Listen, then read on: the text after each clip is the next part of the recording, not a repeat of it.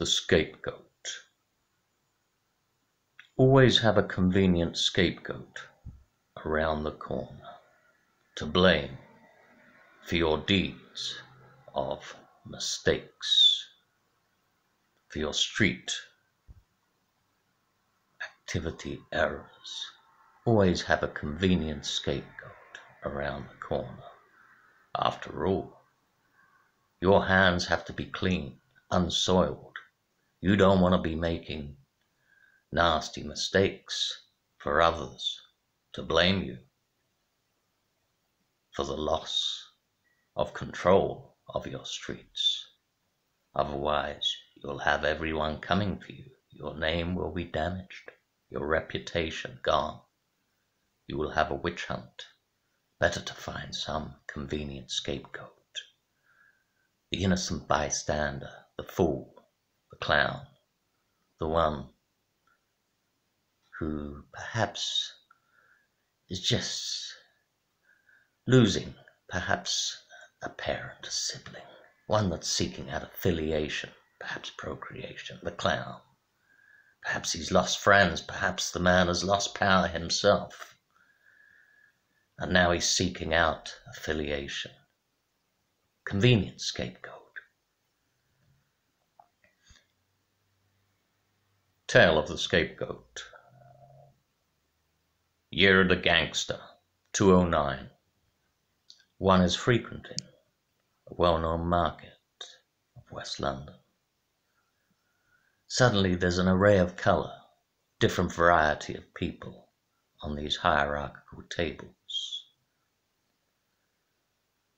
We have one vulgar joker, but he attracts everybody like a magnet. Fat T. He is a mobster. He tells me he's going to become the greatest, the biggest gangster within the town. So he is on these hierarchical tables outside a bar. And on these hierarchical tables, you have different crowds. On one crowd, you have Angel Eyes, with the bluest sea blue eyes you've ever seen. He has a magnetism as well of attracting people around him. All of them. Then there are Hispanics, Latins, a variety of different nations. Leaders in their own rights, all Napoleons, magnetizing people. Indeed, one was seeking out affiliation, procreation perhaps. Mother was dying of malignant melanoma. One was seeking out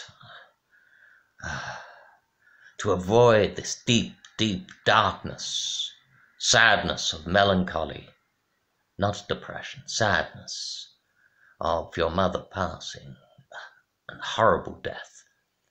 One seeks out the affiliation, so one frequents this bar on a regular basis, finding it quite a joy, these colourful characters, and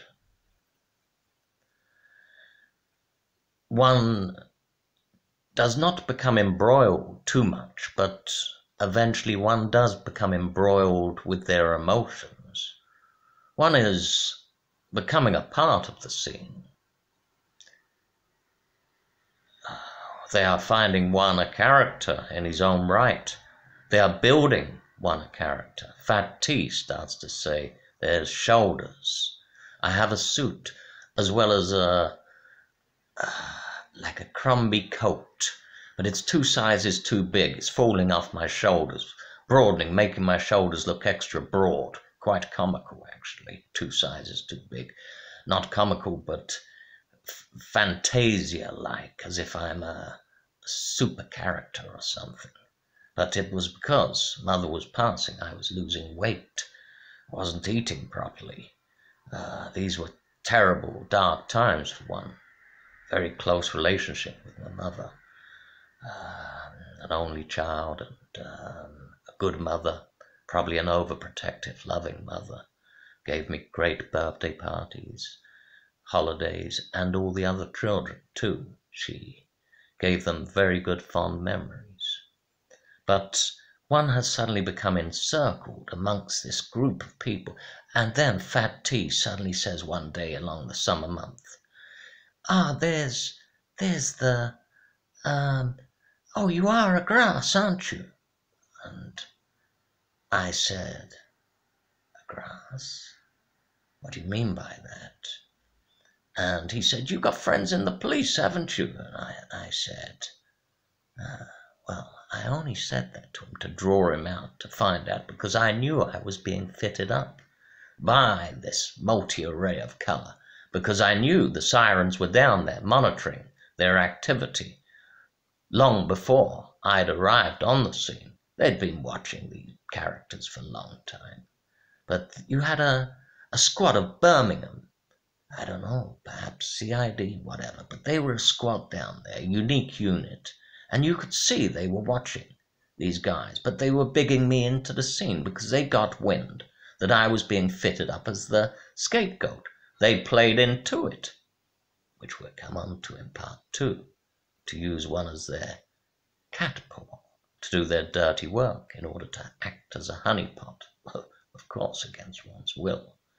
But at the moment, one is being built as an informant clown, a spokesman, yes, which would later turn out to be the whipping boy in Patsy. Because in order not to get the blame themselves from other rival lords of the cocaine cartel, namely the Caribbean lords, shall we say, they did not want to take the blame. Everyone's their own man there. There is no Mr. Big at the moment. But of course there is a Mr. Big and a puppet master who plays the game for Mr. Big, uses the strategies to keep him in power. Mr. Big has the money on the streets. But if you can work out his mindset, obviously, you have the ultimate power over. You get closer to him once you understand how he operates. When he takes you, hunts you down on the streets, tries to fit you up, frame you for his street activity mistakes of his people.